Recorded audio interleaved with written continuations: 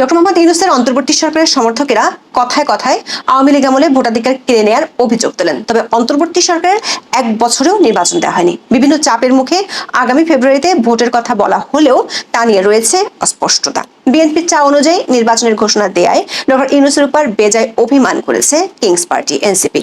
তাদের সঙ্গে যোগ দিয়েছে জামাতও। এই অবস্থায় নির্বাচন আদৌ ফেব্রুয়ারিতে হবে কি না, হলে সেটি কেমন নির্বাচন হবে তা নিয়ে প্রশ্ন ঘুরপাক খাচ্ছে সারা দেশে। ভোটারদের মধ্যেও হারাতে বসেছে নির্বাচন নিয়ে আগ্রহ। এমনকি জুলাই আন্দোলনের নেতৃত্বের জায়গায় থাকা রাজনৈতিক দলের জনসমর্থনেও ধস নেমেছে।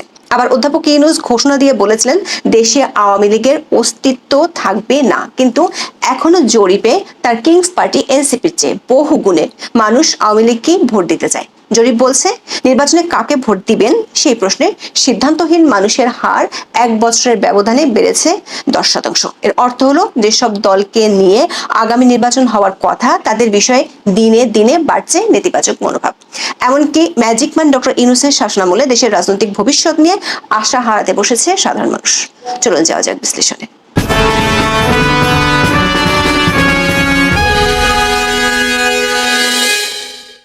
অন্তর্বর্তী সরকারের কাজের মূল্যায়ন, সংস্কার, নির্বাচন এবং রাজনৈতিক দলগুলোর জনপ্রিয়তা নিয়ে চালানো একটি জরিপের ফল প্রকাশ হয় 11 August. BRAC institute of governance and development BIGD এই জরিপ পরিচালনা করে। জরিপের প্রশ্ন ছিল আগামী নির্বাচনে কোন দলের প্রার্থীকে ভোট দিবেন। এমন প্রশ্নের জটপট উত্তর দেয়নি প্রায় বহু মানুষ।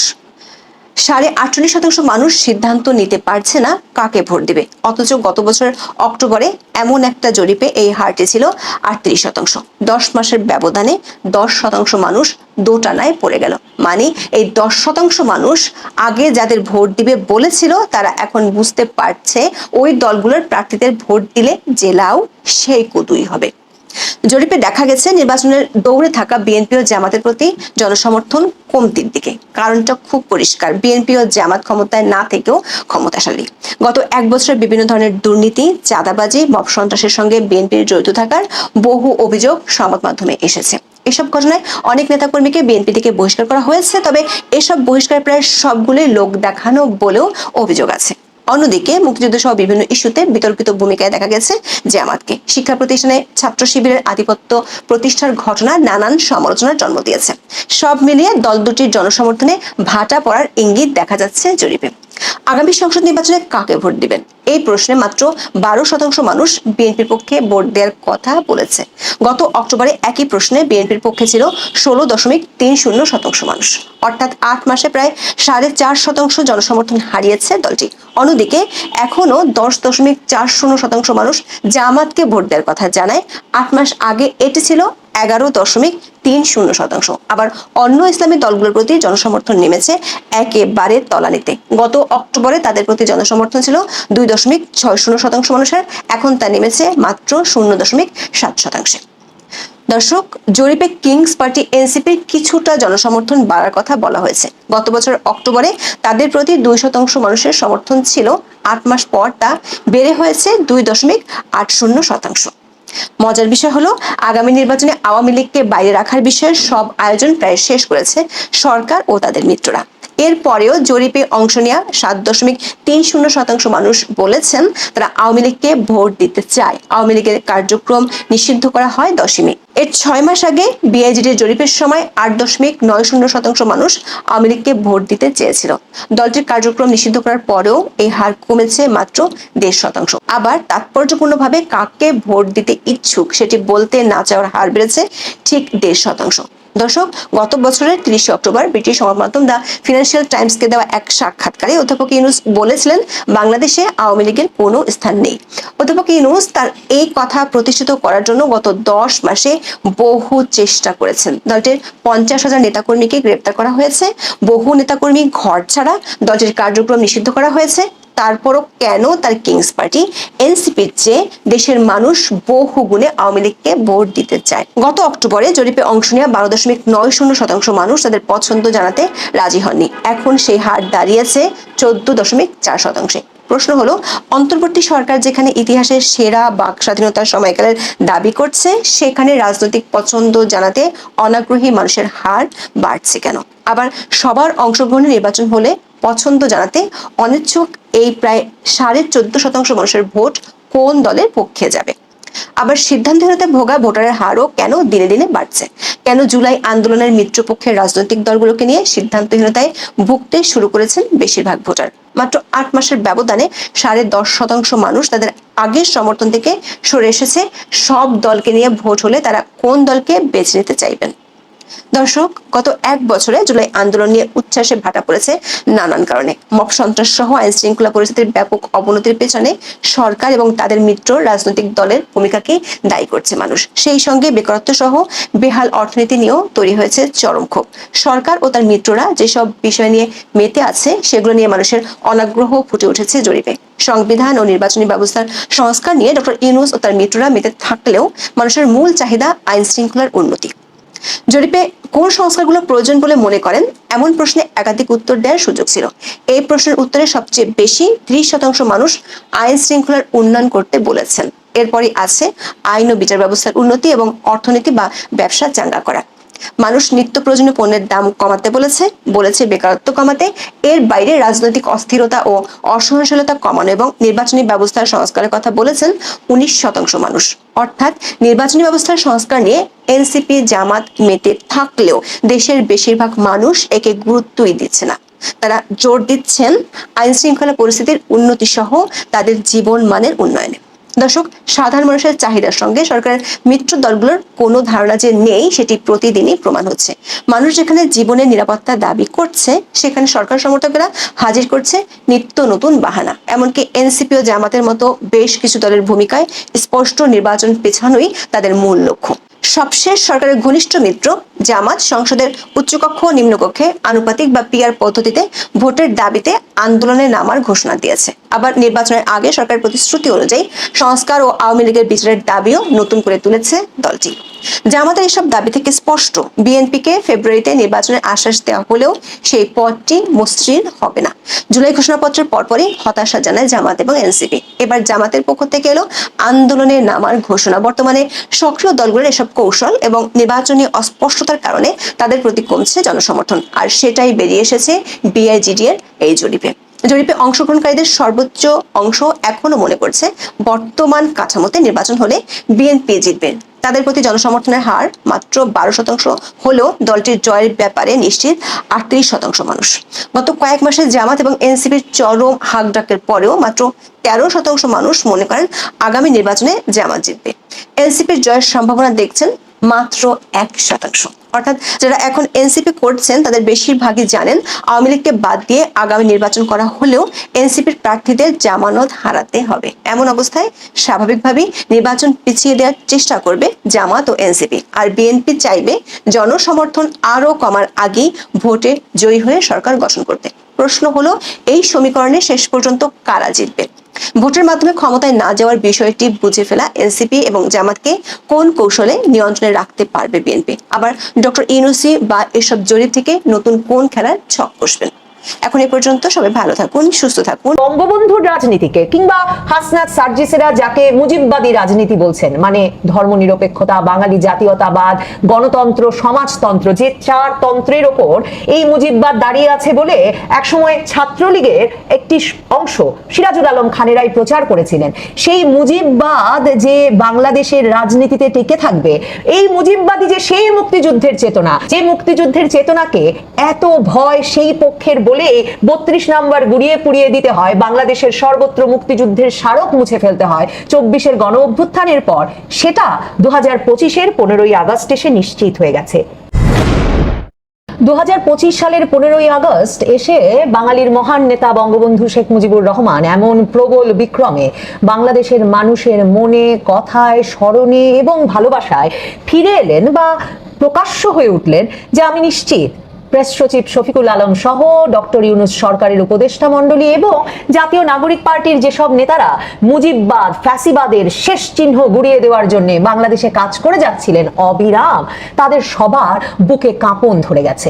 আপনি যদি সামাজিক যোগাযোগ মাধ্যমে থাকেন, আপনি নিশ্চয়ই লক্ষ্য করেছেন যে প্রেস সচিব সরকারের তরফে আগে থেকেই 15ই আগস্ট কোনো কর্মসূচি পালন করলেই সরকার ব্যবস্থা নেবে এমন করে শাসিয়ে রাখার পরেও আপনার বন্ধু বান্ধব, আপনার পরিবারের সদস্যরা যাদের সঙ্গে রাজনীতির কোনো সম্পর্ক নাই, যারা সাধারণ চাকরিজীবী মানুষ, নিজেরা নিজেদের আয় রোজগার করে খাচ্ছেন এবং গত 1 বছর ধরে বাংলাদেশে যে অস্থিতিশীল পরিস্থিতি, বাংলাদেশে যে জোর জবরদস্তির শাসন চলছে তা নিয়ে একরকম ভীত, সন্ত্রস্ত, হতাশ হয়ে দিন কাটাচ্ছেন, তারা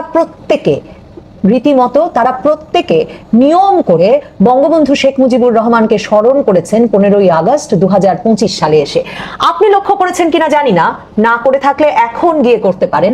আমি লক্ষ্য করে দেখেছি এমন অনেক ব্যক্তি সেখানে আছেন যারা আওয়ামী লীগের শাসনামল নিয়ে বিশেষ সন্তুষ্ট ছিলেন না, যারা বঙ্গবন্ধুর জন্মদিনে বা মৃত্যুদিনে আলাদা করে স্ট্যাটাস দেওয়াটাকে গত 17 বছর ধরে ভেবে এসেছেন যে তাতে তাদেরকে আওয়ামী লীগের ক্ষমতার দৃষ্টি আকর্ষণের চেষ্টাকারী হিসেবে মনে করা হতে পারে, কিংবা আওয়ামী লীগ ঘেঁষা হিসেবে মনে করা হতে পারে। সেসব কারণে ক্ষমতায় থাকা আওয়ামী লীগের নেতা বঙ্গবন্ধু শেখ মুজিবুর রহমান সম্পর্কে তার ব্যক্তিগত স্মৃতি এত বছর তাদেরকে লিখতে দেখা যায়নি। কিন্তু অথচ কি আশ্চর্য, এই বঙ্গবন্ধুর বাড়ি 32 নম্বরে 2 দফায় গত 1 বছরে গুড়িয়ে পুড়িয়ে ভেঙে বুলডোজার দিয়ে মাটির সঙ্গে মিশিয়ে দেওয়ার পর বাঙালি ফেসবুকে জেগে ওঠে নিজেদের ব্যক্তিগত স্মৃতির আলাপ শুরু করলেন বাঙালির মহান নেতা বঙ্গবন্ধু শেখ মুজিবুর রহমানকে নিয়ে।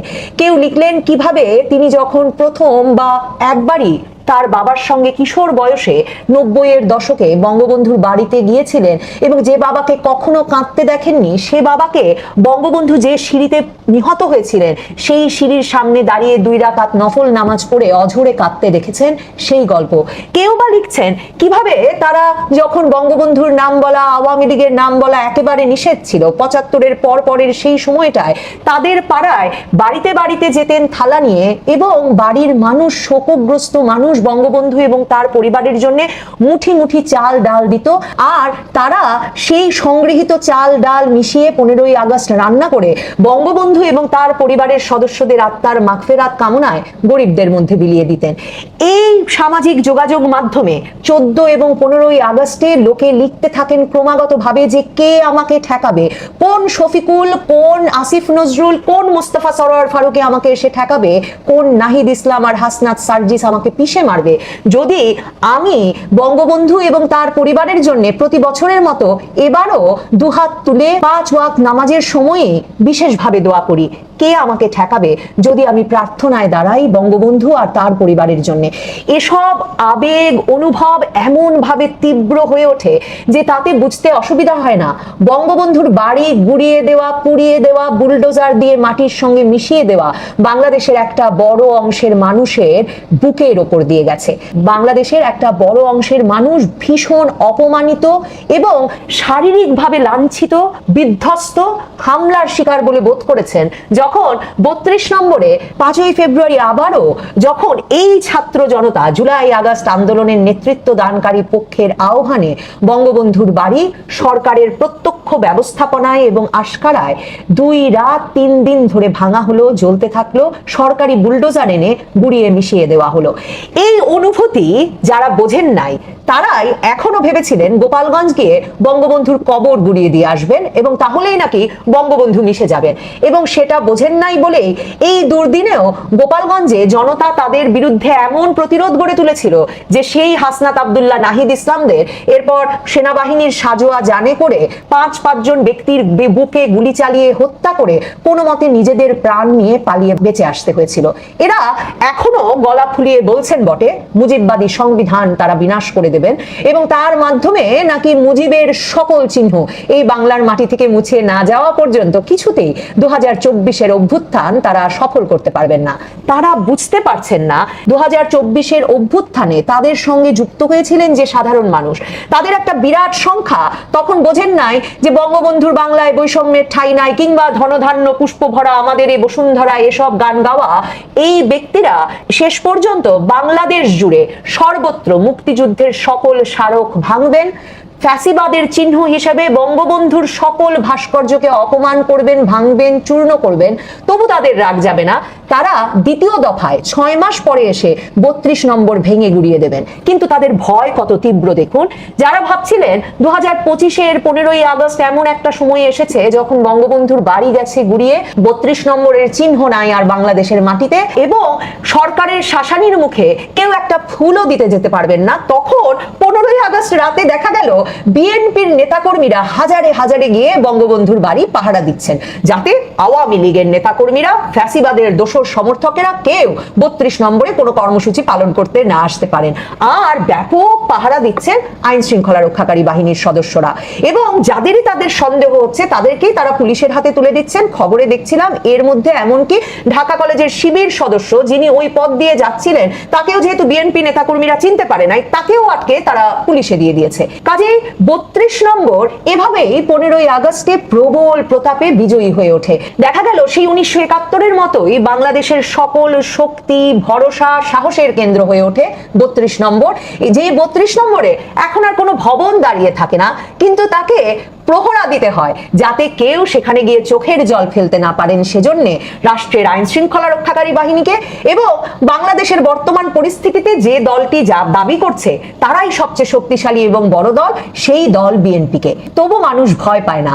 এই যে ভয় কেটে গেছে 2025-এর 15ই আগস্টে এসে, মানুষ যে ফেসবুক জুড়ে নিজের নামে, মানে এরা কোনো বট বাহিনী নয়, আপনি চেনেন জানেন, আপনার চারপাশের মানুষজন, এরা যে অকাতরে অবলীলায় বঙ্গবন্ধুর প্রতি ভালোবাসা প্রকাশ করছেন সামাজিক যোগাযোগ মাধ্যমে, তাদের মবের ভয় না করে, ব্যবসা বাণিজ্য চাকরির ভয় না করে, তাতে বোঝা যায় বঙ্গবন্ধুকে বা বঙ্গবন্ধুর রাজনীতিকে, কিংবা হাসনাত সার্জিসেরা যাকে মুজিববাদী রাজনীতি বলছেন, মানে ধর্মনিরপেক্ষতা, বাঙালি জাতীয়তাবাদ, গণতন্ত্র, সমাজতন্ত্র, যে চার তন্ত্রের ওপর এই মুজিববাদ দাঁড়িয়ে আছে বলে একসময় ছাত্রলীগের একটি অংশ সিরাজুল আলম খানেরাই প্রচার করেছিলেন।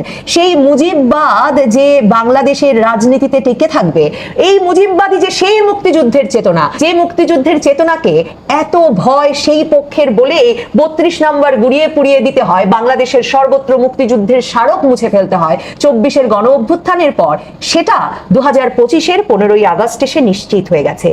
এ লড়াই থামবে না। এই লড়াইয়ে মুক্তিযুদ্ধের পক্ষ শক্তি তারা ভয়ে পিছু হটবে না। 2025-এর 15ই আগস্ট আবারও এই দাগ, এই ভাগ বাংলাদেশের রাজনীতিতে কেন গুরুত্বপূর্ণ, সেটা যে বাংলার মানুষ নতুন করে আবারও বুঝতে পেরেছে। কেন মুক্তিযুদ্ধের পক্ষ শক্তি যেমন আছে, এই বাংলাদেশে প্রবল প্রতাপে মুক্তিযুদ্ধের বিপক্ষ শক্তি আছে, এবং তারাই আপনার বুকের ওপর বুলডোজার চালিয়ে দিতে চায়, এটা যে বাংলার মানুষ পরিষ্কার বুঝে গেছে, এবং তারা তাদের পক্ষ প্রকাশে বিচলিত হচ্ছে না, সেটা বুঝে ফেলাই সম্ভবত এবারের 2025-এর 15ই আগস্টে সবচেয়ে বড় বিজয়।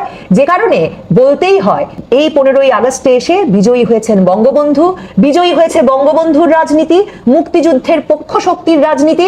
যেই মুক্তিযুদ্ধের চেতনা নিয়ে আপনারা এত হাসি ঠাট্টা করেছেন, সেই মুক্তিযুদ্ধের চেতনা বাংলাদেশের জনগণের একটা বিরাট অংশ জানিয়ে দিয়েছে, আমাদের সংগ্রাম চলবেই, আর যতদিন রবে পদ্মা মেঘনা গৌরী যমুনা বহমান, ততদিন রবে কীর্তি তোমার শেখ মুজিবুর রহমান। তবে বিএনপি যে কাজটা করেছে, রাজনৈতিকভাবে তাকে এজন্য পস্তাতে হবে দীর্ঘ সময়। কারণ একদিকে 5ই আগস্টের পরপরই দলটি মুক্তিযুদ্ধের একেবারে পক্ষ শক্তি বনে যেতে তাদের দীর্ঘদিনের মিত্র জামায়াতে ইসলামীর দিকে যেমন বারবার যুদ্ধাপরাধী দল হিসেবে আঙুল তুলছিল, রাজাকারের দল হিসেবে আঙুল তুলছিল, এবং মুক্তিযুদ্ধকে জামায়াতে ইসলামী সহ এই জাতীয় নাগরিক পার্টি ইউনূস সরকার পিছে ফেলে দিতে চাইছে, তারা সরকারে এলেই মুক্তিযুদ্ধ একেবারে নিরাপদ হয়ে উঠবে, এমন একটা বয়ান মির্জা ফখরুল ইসলাম আলমগীর সহ নেতৃবৃন্দ হাজির করতে চাইছিলেন। সে অবস্থায় এই যে বঙ্গবন্ধুর বাড়ির সামনে গিয়ে কেউ শোক জানাতে আসে কিনা তা নিয়ে প্রতিরোধ গড়ে তুলতে বিএনপির এই মব সৃষ্টি বিএনপিকে মুক্তিযুদ্ধের পক্ষ শক্তি থেকে অনেক দূরে ফেলে দেবে। বিএনপি ভুলে যাচ্ছে ব্র্যাকের যে সর্বশেষ জরিপ, তাতে 48.50% মানুষ বলেছেন তারা কাকে ভোট দেবেন জানেন না, 14% বেশি মানুষ বলেছেন তারা কাকে ভোট দিতে চান তা বলতে চান না, আর নিজেদের ভোট তাদের গত বছরের অক্টোবরের চাইতেও কমে এসেছে, দাঁড়িয়েছে 12% একটু বেশিতে। এই অবস্থায় বিএনপি কি সত্যি মনে করে নির্বাচন অনুষ্ঠিত হলে আবার তার সাথে নাকি আছে 7.5% যারা বলেই রেখেছে আওয়ামী লীগকে ভোট দিতে পারবে, এই বিপুল সংখ্যক মানুষকে তারা ভোট দিতে আনতে পারবে? মব করে ভোট দিতে নিয়ে আসবে তারা, আর তারা ভোট দেবে তাদেরকে। এসব কারণে বিএনপির বোধহয় ক্ষমতায় টিকে থাকা, যদি কখনো নির্বাচন হয়, খুব মুশকিল হয়ে পড়বে। বিএনপি 2025 সালের 15ই আগস্ট খুব বাড়াবাড়ি করেছে, এই বাড়াবাড়ির রাজনৈতিক ফল তাদের ভোগ করতে হবে, এবং তাদের জবাব দিতে হবে এটিও যে এমন সুযোগ পেয়েও খালেদা জিয়ার জন্মদিনটি এমন দিনে মহাসমারোহে পালন করলো না কেন তারা। আমার মনে তো বরং প্রশ্ন জেগেছে, খালেদা জিয়া কি মুক্ত আছেন, নাকি তিনি এমন কোনো বিশেষ প্রহরায় আছেন যাতে তাকে ফুল দিয়ে শুভেচ্ছা জানাতেও বিএনপির নেতৃবৃন্দ যেতে পারলেন না, কিংবা বিএনপি কোথাও একটা সমাবেশ ঘটিয়ে তাদের নেত্রীর জন্য তার জন্মদিনে একটা দোয়া মাহফিলেরও আয়োজন করতে পারলো না। আমার তো মনে হয় বিএনপির অন্য দলের নেতা বা বাঙালির নেতার বাড়ি ভেঙে চুরে যাওয়া, পুড়িয়ে গুড়িয়ে দেওয়া বাড়ি পাহারা না দিয়ে বরং। আসসালামু আলাইকুম প্রিয় দর্শক, আশা করি পুরো ভিডিওটি দেখেছেন এবং বুঝতে পেরেছেন বাংলাদেশের বর্তমান পরিস্থিতি নিয়ে আলোচনা করা হলো। সেই সাথে বাংলাদেশের রাজনীতি কি অবস্থা যাচ্ছে এবং আজকে 15ই আগস্টকে ঘিরে বাংলাদেশের কোন দিকে যাচ্ছে বাংলাদেশে, নানা পরিস্থিতি নিয়ে আলোচনা সমালোচনা করলেন আমাদের আজকের অতিথিরা।